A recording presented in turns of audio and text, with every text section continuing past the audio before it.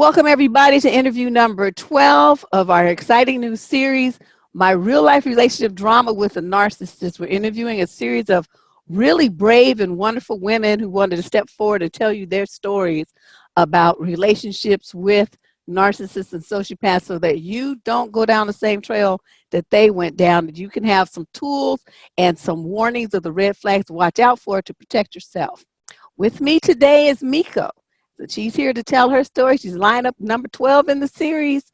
And I think everybody's really been enjoying it so far. You got a lot of really great comments, and I'm sure you will enjoy her story as well. So Meko, thank you for volunteering to come on and tell us all about what's going on with your life. Thank you for having me. So let's get started. Introduce yourself a little bit, just a couple of lines about who you are and what you're doing right now in your life. My name is Meko Kamiko. I am 39 years old. I currently reside in Raleigh, North Carolina. I've been here for about 10 years. I'm retired from military service, disabled veteran. And I also have a small business that I own for my home. I love thrift shopping. That's some of my therapy. So that's what I do on the side. And yeah, that's okay. me. Any children or anything? I have one son who is 10, and he's they're still one cute at that age. Yeah. I mean, wait a minute. I said he's 10. He's 12. Wait a minute. He's 12. He's 12 years old. He's looking at me like, no, Mom, I'm 12. But yeah, he's still cute. He's still cute, but he's starting to get on my nerves. He's starting to develop into a teenager, but I still love him. So yeah. They go through that. Through that. Well, let's get started with the dirt. Let's start talking about when Meko was growing up, and what kind of home life did you have? Okay, well, I grew up in a small city, about 60,000 people. It was my mother there and my two sisters. I also had a stepfather who was there but not there. And so that was my home upbringing. For the most part, I saw pretty much a relationship, but it was more so, now I know, a dysfunctional relationship. My mom was definitely what I call a fixer. She would try to, help the people, help my stepfather to become the man that he needed to be. And so that's what I felt like you're supposed to do as a mate. And so I followed a lot of those characteristics. My stepfather was somewhat abusive to my mom. And that's just, what I saw. So he was, the men there in my life were my grandfather and my dad and my stepdad. My father is from Nigeria. We didn't have a relationship. My mother and my father were married. And shortly after I was born, he returned back to Nigeria and they got divorced. So she remarried and married my stepfather. And so he was like kind of the male father figure that I had in my life. So how old were you when she married your stepdad? I was probably about 5 or 6 years old. Okay. Yeah. So did your mother ever divorce your stepfather, or they're still together now? So my mother passed away, and it was kind of weird. And see, this is what and it's crazy because I don't really know. My mom never really talked about my father, even though we saw pictures. He called every now and then, but we never really was in communication with him. And I think that had a lot to do with, my stepfather being around and not wanting him to really be a part of our lives. So he was just kind of somebody we knew through a letter every now and again, or, sometimes a call, and that was pretty much it. And even after they separated, I'm not sure if they got a divorce or not. My mom really, even to this day, I'm not 100% sure if they ever got a divorce. I know that she remarried. I don't know if it was because he was overseas that, the marriage was kind of null and void. I'm not sure. But he was somebody I really didn't know very much about until I became older. And I kind of slipped up and found my sisters and brothers on Facebook. And so, yeah. Wow. Yeah. So, yeah. Okay. So let's talk about what kind of things. Okay. You learned that from your mom, and you say your stepfather was somewhat abusive. What does that mean exactly?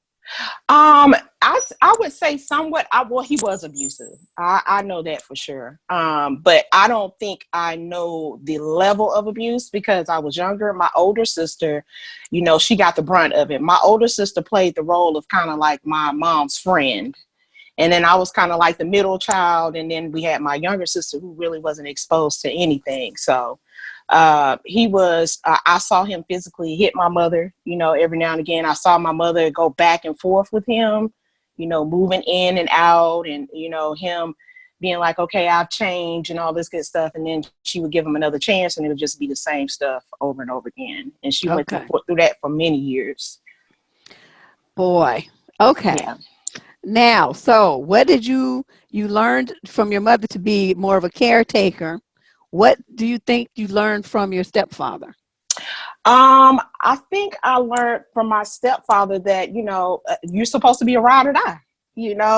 Whatever that person is going through, then you're supposed to be there to make sure that they have what they need, even if they're not good for you.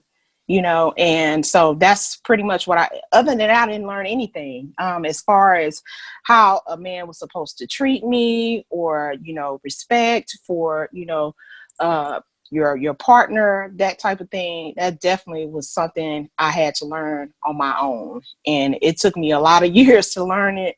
And it was very painful to learn that lesson. So let's move forward to where you get a little older and you want to start getting interested in boys. Okay, you want to start dating. What kind of guys did you find yourself attracted to? Do you remember? Popular guys, guys that needed help in certain areas, whether it was homework or they were having problems at home. I would be that person to soothe them. It'll be okay, and just a hand. And somebody told me a long time ago, when you show somebody your hand before they get your heart, then they're gonna remember your hand. And so I remember being, pretty much used a lot, and kind of discarded with guys. So it was mostly like popular guys or guys that other girls, wanted to be with and things of that nature. And so those are the guys that I, went for. So you're doing all this supportive, caretaking, loving up and soothing. Where's any of that offered back to you? I don't think so. Now that I look back at it, no, not at all. It was more so, I think I got the gratification out of helping them. I felt like I would be closer, closer to their hearts and happier with them if I was, if I was the helper and they would say, you did this for me and I'm grateful, or, something of that nature. That was my, I love you, but it was never, I didn't look for anything in return because that's kind of what I was used to seeing when I was younger, Okay, you help them, but you might not necessarily get anything in return. That's what you're supposed to do, So. Oh boy. Yeah. Okay, so now you're a little older, and now you're ready to get serious with somebody. You're looking for a mate, because some little schoolgirl crushes and stuff that we don't put any stock in that. But now you're older, looking for somebody like to really be with. Did your type change at all? No, I don't think so. But the first person that I fell in love with was my child's father.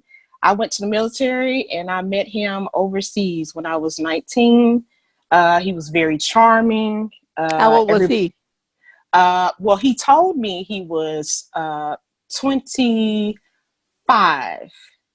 And he told me he was like 23. He looked really young, but he was about 28 years old. So he was quite a bit older than me, about 9 years older. Ooh, and lied. Okay. Lied off the top.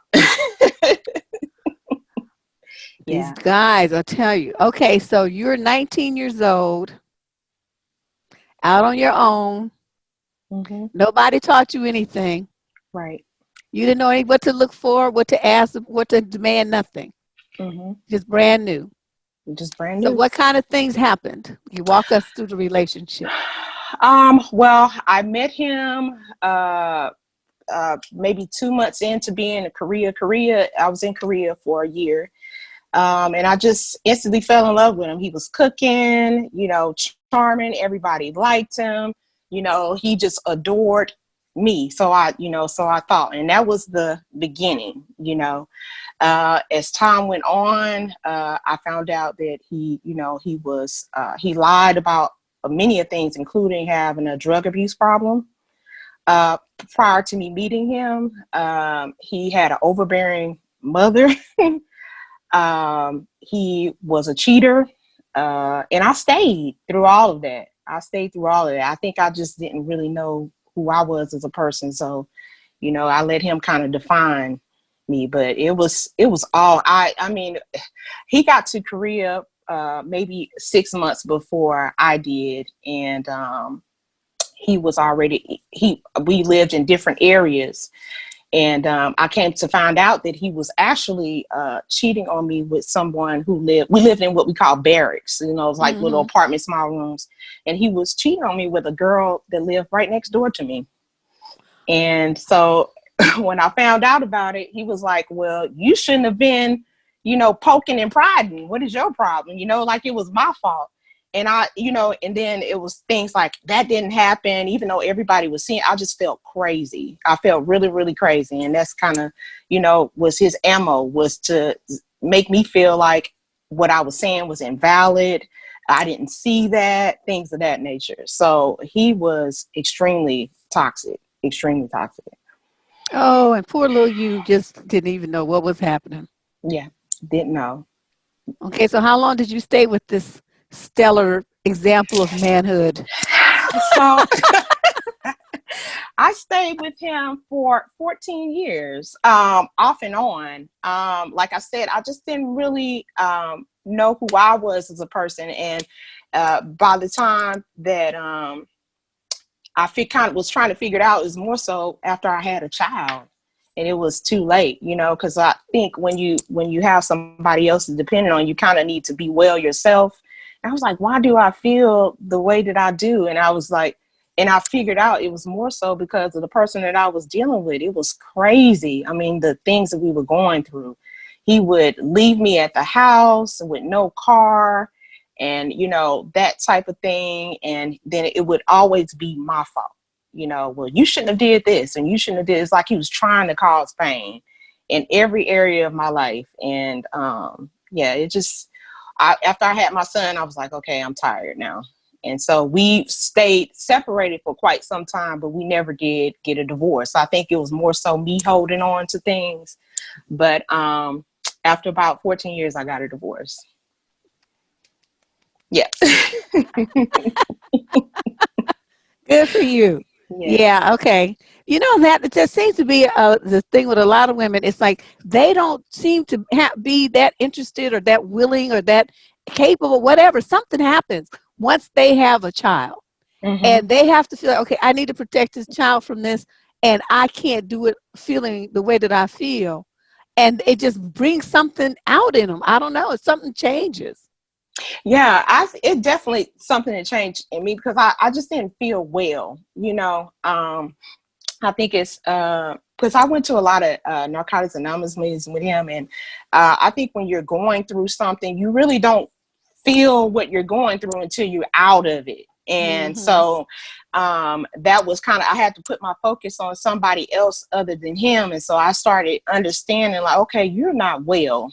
You're not thinking right. Because I would call my sister sometimes and talk to her. And she was like, do you hear the stuff that's coming out of your mouth when I would talk about him? And I was like, what are you talking about? Like, I don't know. But now I see it. But at that time, it was just like, it was just normal, that was normal love to me. So.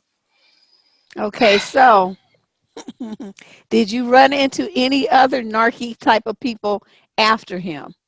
Yeah, I think he was a different, my last relationship was a true toxic narcissist. I kind of looked up because I know it's different type of, but he was toxic. He had a lot of mama issues going on. At the time, I didn't realize it. And I also had to look at myself and be like, dang, are you a narcissist? Because it seems like you attract these type of people. So what's going on with you? But with him, it was just like he enjoyed seeing me in pain. He was very sweet when I first met him. Everything that I thought I wanted in a guy, that was him. He was putting on a show for everybody.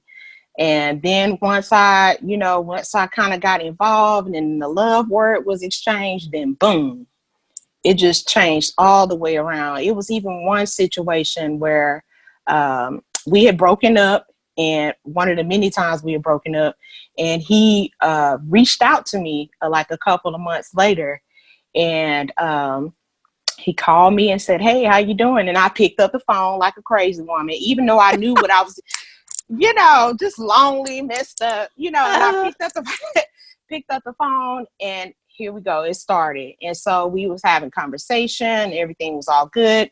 And I told him I was at a place now where I don't go backwards. I'm good. If an ex is an ex, it's probably an ex for a reason. And I realized, yeah, he was toxic, and so I was like, I'm just going to leave it there. And he said, well, can we be friends? And I was like, I'm not 100% sure, but I just want to reach out and, talk to him, my crazy self. And that turned into him sending me emails saying, this is your girl. This is, he supposedly had a new girlfriend. And the girlfriend was emailing me saying, hey, you don't need to talk to him anymore. I know that y'all been having secret. I was like, I'm not having secret conversations with him. And so he didn't get the response he wanted that way. So I started getting threatening texts and all this good stuff saying, this is her cousin. I'll come and beat you down, and all kind of crazy stuff. All just crazy. Over a man you didn't even want. I didn't want him. Did not want him. And while all this was going on, he was making it seem as if it was another woman, and all along it was him. And he called me. Wait. So this cousin and the girlfriend that he's claimed, this people contacted you talking about beat you down. That was him. It was him. Get out of town. It was him. It was him. And I was just like, okay, it's too much. I put it all together, and I know it was him. And because after all this went down, like a couple of days later, he actually called me. He was like, hey, I don't know how she hacked into my email, but I apologize for her call. And I was like, I let him have it. I was like, yo, I didn't, whatever she's thinking or you're thinking is none of that. I'm sorry that I even called. That was my bad, and I'm just gonna move forward from this. And then it turned into, if y'all got a problem with each other, then you need to talk. I was like, how did this turn into my issue? Dude is seriously all on his own job. Y'all have a problem. Y'all need to work it out. Yeah. I think it was just he didn't get the reaction that he wanted from me as a narcissist, and so he just went in on attack mode. And so, it was crazy. But he was during the time that we were together, he was verbally abusive as well. So I don't know why I even revisited that situation, but I know now that an ex is an ex for a reason, and you need to keep that chapter closed. For the most part, especially if they are narcissists or they're verbally abusive, just keep that chapter closed, because people rarely change, and they're not going to change for you. If they decide to change, then it's probably going to be for themselves, and that's what you should leave it at. Yeah, they don't. I'm not one to believe in going back either, because short of that person being like a teenager. Mm-hmm. And then, reaching adulthood and finally maturing, there's no change to be had. Okay. Because by the time a guy's 25 years old, that's it. What you see is what you get, and that's it, and that's all. His personality is formed. His way of dealing with the world is formed. How he views things is formed. And he's never, ever, ever, ever going to change. And I think a lot of women just really have a hard time accepting that, because y'all want to keep hope alive. Keep hope alive. I keep trying to tell y'all, hope. I hate that word. I just seriously hate it. I hate it, because it keeps people in a position of like a fantasy projection of wishes and dreams instead of looking at the hardcore reality of what's right in their face. Mm-hmm. And that's why I hate it, Right. because they can push that aside and say, well, but I'm going to hope that he does this. I'm going to hope he does that. No, this is him right here. Let's look at this right here.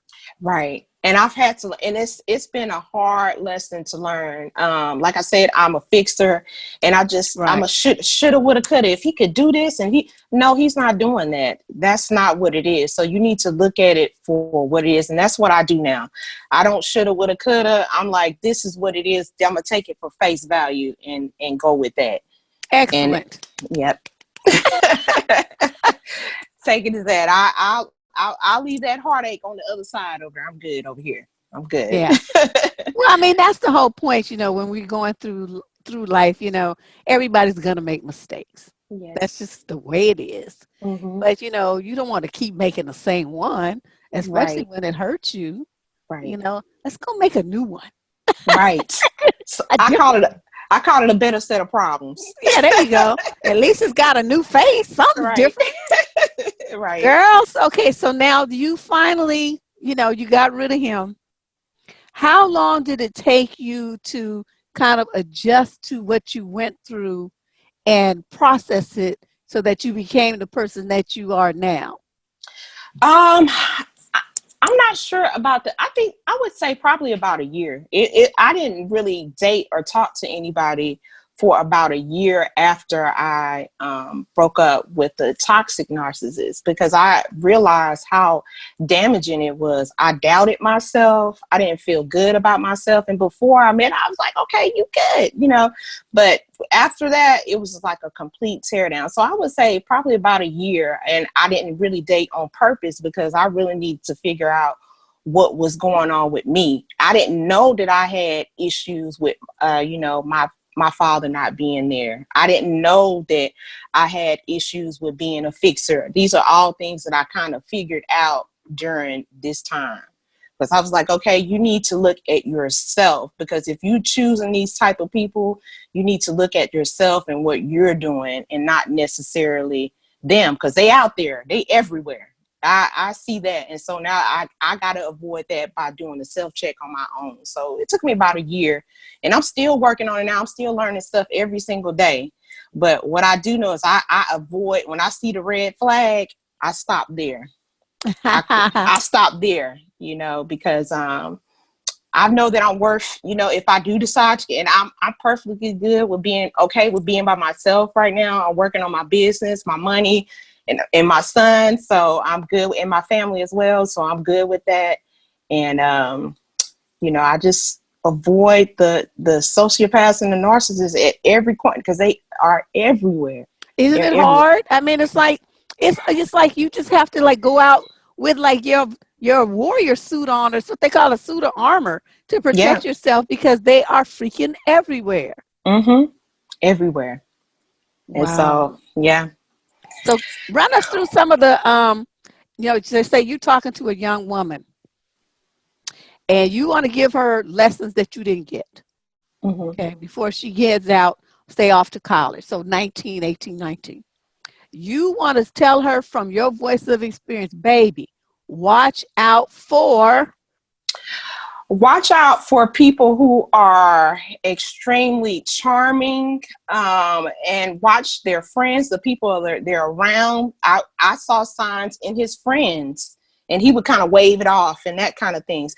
People who are associated together usually act the same way, so just look at them as a whole and not just look at what you want, and I think that's what I did. I looked at a lot of what I wanted it to be versus what it really was. That is a big, big thing. That don't take it for what you want it to be.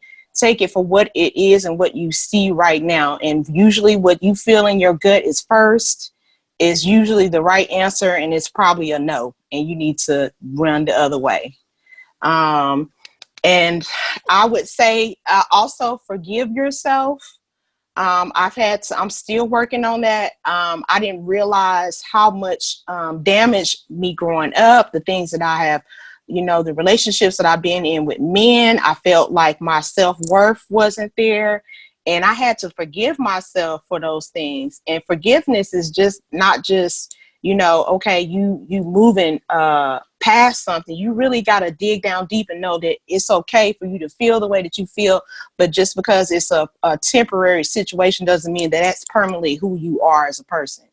So I've had to learn how to forgive myself. And for my father not being there, forgive yourself for that. For my mother not showing me or telling me, or my father my stepfather not showing me, what it was to be in a relationship. Forgive yourself for that.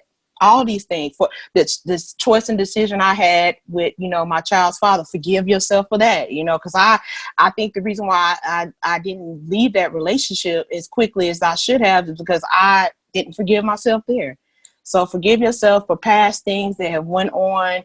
And yeah, that's it. If you see it, run.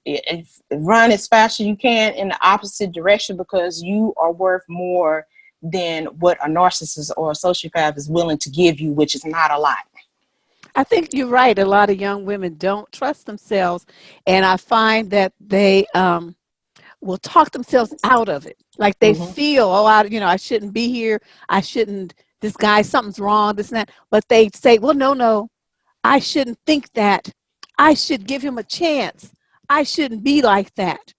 I shouldn't be so cold, and they condemn themselves for not wanting to be with somebody or not giving somebody what they asked them for, instead of trusting their gut.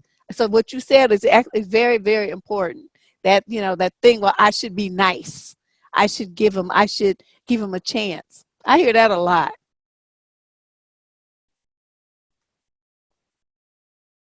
Uh-oh, what did we happen here? Did she freeze? It looks like somebody froze. Meko, where did you go? Uh-oh, we lost Meko. Let's hope she can make it back in here so we can finish our interview. It's like her call dropped. But I'm so far enjoying this interview. I'm thinking that you guys really like what she has to say. And I think, she went through what she's went through at a young enough age that it'll be relatable to a lot of the young visitors that come to this channel. And just in case, I don't know if I'm going to be able to get her back in here, but I hate that the interview would have to end that way, because she didn't get a chance to give her closing notes, her closing comments, but I guess it is what it is.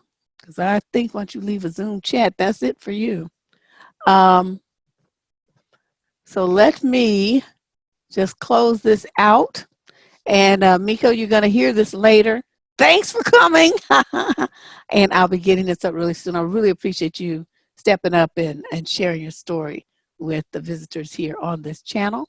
If you are interested in participating in this series, you have stories to tell about your relationship with a narcissist, sociopath type of guy, please write to me, care of debsterism@gmail.com. Tell me a little bit about yourself and your relationship with a narcissist.